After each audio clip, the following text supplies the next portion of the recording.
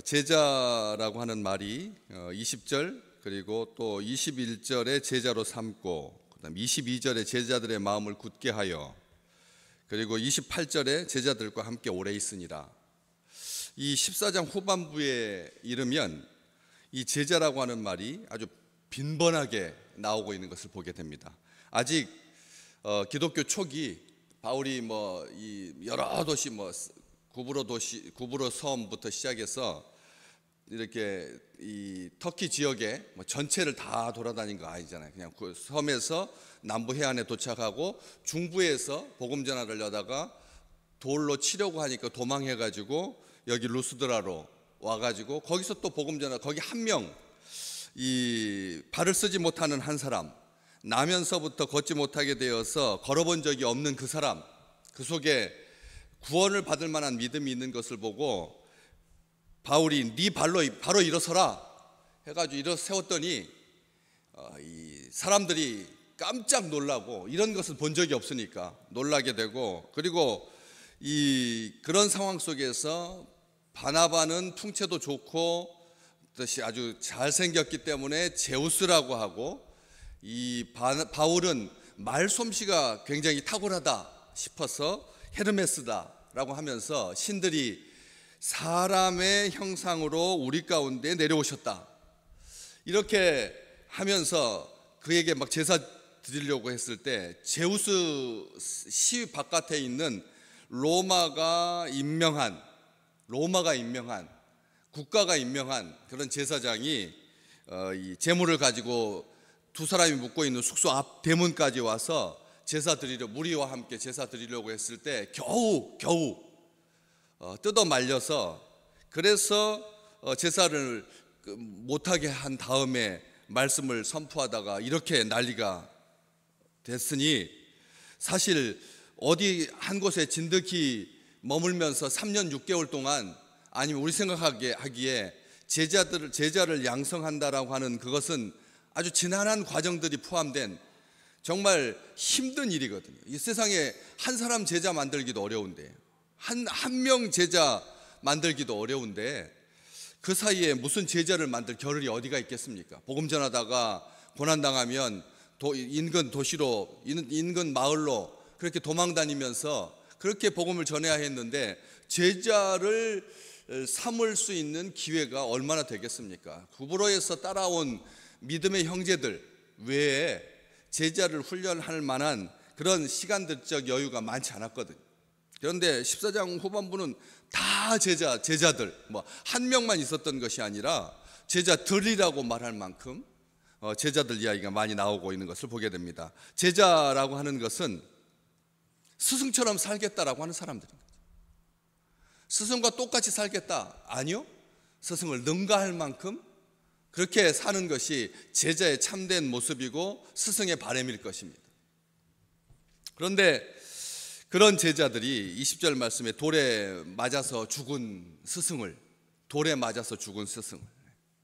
죽었다고 여겨지지 아니하고, 사람들은 그 돌로 친 폭압적인 이 폭도들, 돌변한 거죠. 그렇게 신처럼 숭배하려고 했던 사람들이 순식간에 돌변해서, 이게 사람들이 가지고 있는 이 영적인 세계에 대한 반응입니다. 극과 극을 달리는 거죠. 그 신이라고 했다가 그 다음에 돌로 쳐 죽여, 이런 사람들에게 죽임당한 스승을 앞에다 두고 성 바깥에서 시외에서 사람이 없는 곳에서 제자들이 그를 둘러 섭니다. 제자들이 둘러섰다라고 하는 이 표현이 바울이 더 이상 처참한 꼴을 당하지 아니하도록 보호하기 위해서, 또 안타까운 마음으로 정말 널브러진 시체니까, 다른 죽음, 어떤 죽음보다 목이 잘려서라든지 다른 신체가 훼손돼서 그렇게 순교하는 그런 사람들도 많이 있지만, 이 돌에 맞아 죽는 것은 아시잖아요. 다 벌써 끔찍한 그림이 그려지잖아요. 그런 것처럼 옷뿐만 아니라 머리, 그냥 눈, 제일 상하기 쉬운 이 머리 부분, 다른 데야 옷 속에 있으니까 돌에 맞아가지고 그냥 거기서 뭐 피가 막 나오진 않지만 이 머리 쪽 노출된 부분, 거기는 정말 입에 담을 수 없을 만큼 처참하고, 그런 시신을 앞에 두고 정말 애통한 거죠. 이게 나쁜 일을 하다가 돌에 맞아 죽었다, 부모에게 불효하다가 간음을 행하다가 율법에 기록된 대로, 그래서 이 성 바깥에 내치고 거기서 돌에 맞았다면 모를까, 성 안에서부터 그렇게 이 처참하게 죽임을 당하고 그 폭도들에 의해서 질질질 끌려가지고 성 밖에 내버려, 이게 뭐 잘 안 이렇게 들어가지고 보호하듯이 뭐 장례 잘 치르려고 시해 밖으로 한 게 아니죠. 안 그러겠습니까? 폭도들이 사람 할 때 어떻게 끌고 다니는데요? 질질질 끌고 머리끄러기 잡든지 뭐 해가지고 뭐 줄을 목에다가 줄을 걸든지 해가지고 시 바깥에다 버리지, 누가 거기다가 손대려고 하겠습니까? 존중받지 못한, 전혀 존중받지 못한 그런 이 스승의 시신 앞에서, 참혹한 죽음 앞에서 제자들은 어떤 마음이 들었겠습니까? 어찌할 바를 모르는 거죠. 어찌할 바를 모릅니다. 선한 일을 하다가 그 중에서 가장 선한 일, 죽음으로 멸망으로 가고 있는 사람들을 살리기 위해서 하나님의 말씀을 증거해, 하나님의 말씀을 선포했는데, 복음을 전했는데, 정성을 다했는데, 이런 결과를 놓고 아무런 생각이 저는 안 떠올랐을 것 같습니다. 그 앞에서 그냥 뭐 무릎을 꿇고 옆에서 같이 운다거나 뭐 그럴 마음도 없는 거죠. 그냥 둘러서 있을 뿐입니다. 울었다거나 뭐 이런 게 없으니까, 뭐 그거 막 얼싸안고 막 울 수도 없는 정말 처참한 죽음 앞에서 제자들이 보인 행태는 그냥 둘러서 사람들이 보지 아니하도록.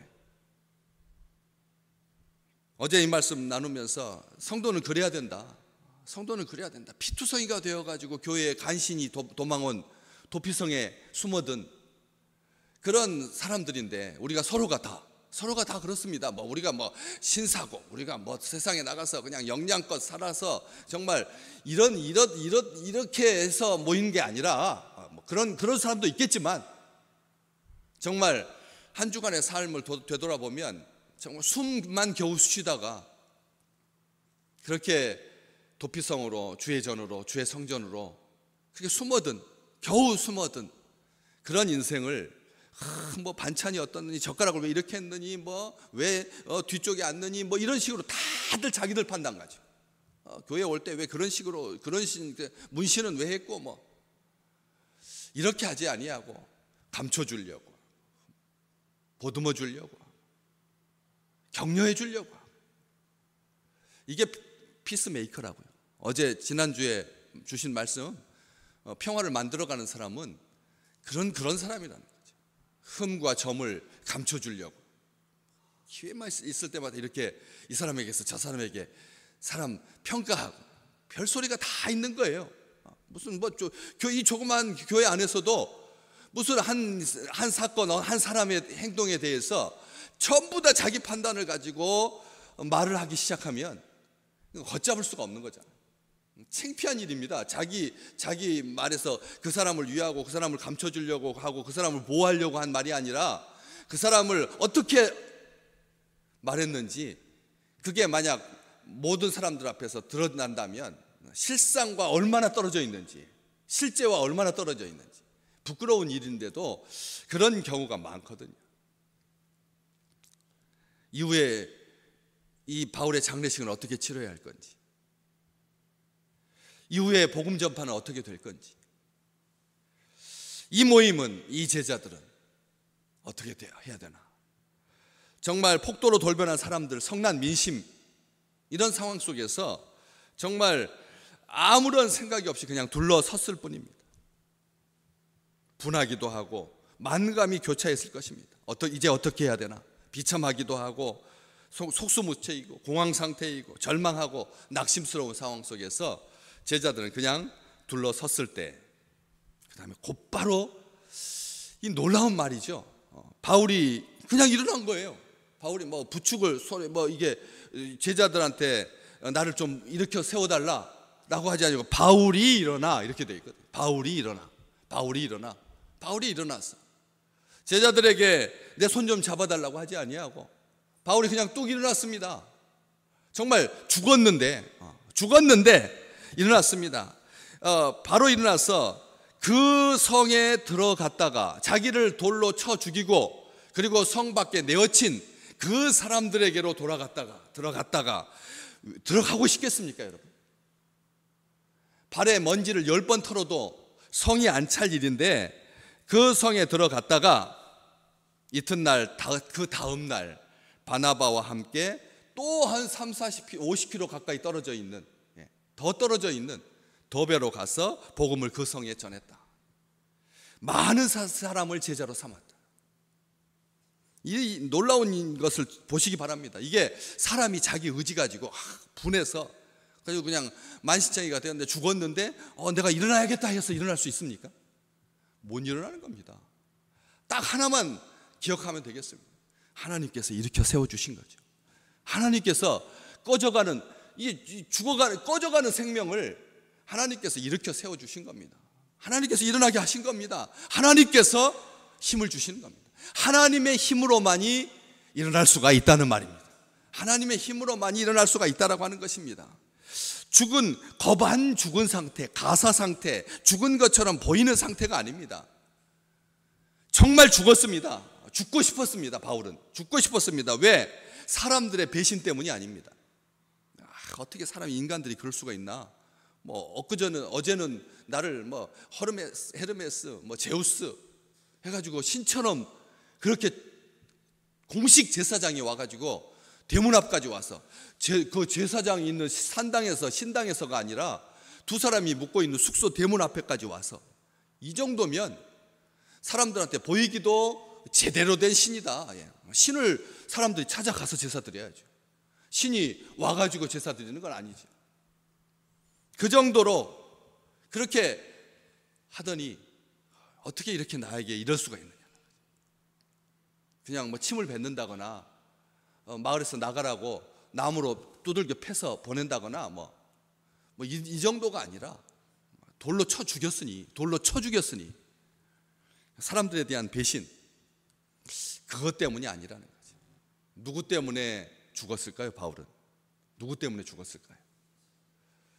하나님 때문에 죽은 거죠. 우리 주님 때문에 죽었잖아요. 죽은 거예요. 주님 때문에 죽은 거예요. 왜? 이렇게 나를 내버려 두시나? 나를 지키지 못하는 하나님, 나의 힘이 되지 못하는 하나님, 나의 방패는커녕, 나의 요새는커녕, 나의 산성이시기는커녕 어떻게 하나님이 나를 지키지 못할까? 사람에게서 지키지 못하는, 사람을 막지 못하는 무능하고 무책임한 하나님, 힘없는 하나님, 그 하나님 보시라고 그냥 죽어야죠. 바울은 죽었어야 합니다. 이미 죽은 겁니다. 이미 죽은 거죠. 하나님 보시라고, 하나님 제발 날 좀 보십시오. 아니, 이 세상에 있는 어떤 신이 자기를 위해서 목숨을 건 자기 사람을 이런 식으로 대할 수가 있습니까? 하나님 나를 좀 보십시오 하면서 이미 죽은 거죠. 하나님 보시라고, 이미 죽은, 창피해서 고개를 들 수 없습니다. 하나님을 위해서 충성했는데, 하나님의 영광을 위해서 살았는데 보상은 고사하고 어떻게 저한테 이렇게 대하실 수가 있습니까? 하나님을 향한 원망으로, 하나님을 향한 절규, 하나님을 향한 탄식, 이런 탄식으로 그렇게 성 바깥에 내쳐졌으면 그냥 있어야죠. 가만히 몇 시간이고 속에 다 분이 사가질 때까지, 속에 분이 다 녹아질 때까지, 하나님을 향한 원망과 하나님을 향한 불만이 다 해소될 때까지 그냥 죽은 자로 한참을 있어야죠. 그런데 바울은 그렇지 않았습니다. 즉시 하나님께서 이렇게 세워주시니까 딱 일어나서 다시 자기를 내친 루스드라로 들어갑니다. 왜 들어갔을까요? 자기를 돌로 친 사람들한테 봐라, 나는 끄떡없다, 너희들이 아무리 나를 죽여도 나는 다시 살아난다, 이것을 자랑하려고? 실제는 내가 제우스다. 바나바는 안 죽었으니까, 실제로 돌 맞은 사람은 이 바울이니까 봐라, 내가 신 중의 신이다 라고 하는 것을 과시하려고 다시 그 마을로 들어갔을까요? 아닙니다. 그 마을에 자기의 제자들, 자기를 사랑하는 사람들, 하나님을 사랑하는 사람들, 하나님을 믿었었는데 걷지 못했던, 나면서 발을 쓰지 못했던 그 사람, 속에 뭐가 있던 사람, 구원을 얻을 만한 믿음이 있던 사람이 바울이 저렇게 죽어가는 걸 보고 어떤 마음이 들었을까요? 아니구나. 하나님 믿어서는 큰일 나겠다. 하나님 믿어서는 큰일 나겠다. 저 꼴을 보게 되는구나.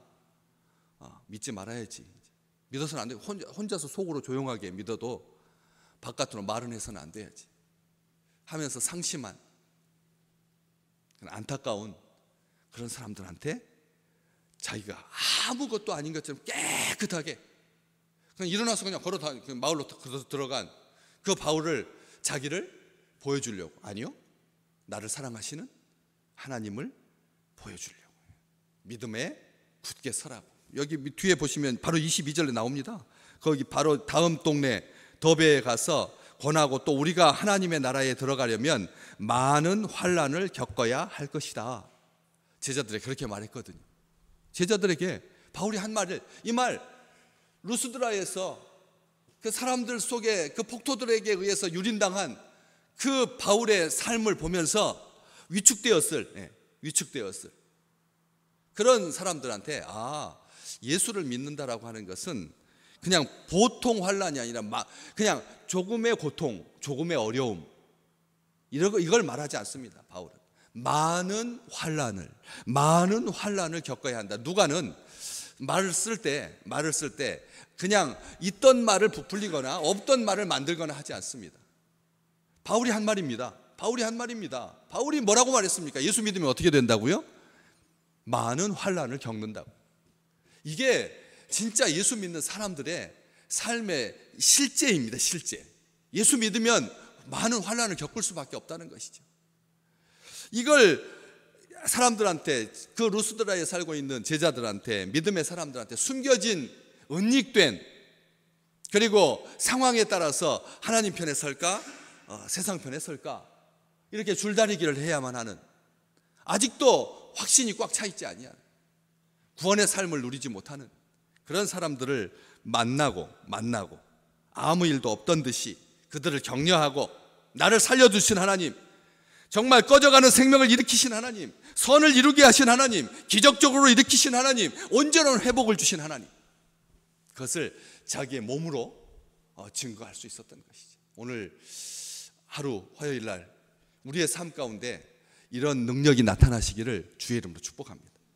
정말 그냥 골골하는 인생, 자기 병 하나 제대로 이기지 못해가지고 그냥 어쩔 줄 몰라 하는 그런 인생이 아니라, 자기 병 하나, 자기 앞가림 하나 제대로 못해가지고 그냥 비틀어지고 외틀어진 그런 삶으로 사는 것이 아니라, 하나님께서 주신 힘으로, 하나님께서 주신 능력으로, 하나님께서 일으켜 주신 그 온전하신 하나님의 영광으로 사람들 앞에 아직도 갈등 중에 있는, 아직도 계속 재고 있는, 아직도 돌다리를 계속 두드리고 있는, 계속 이거 하나님을 믿어도 되나?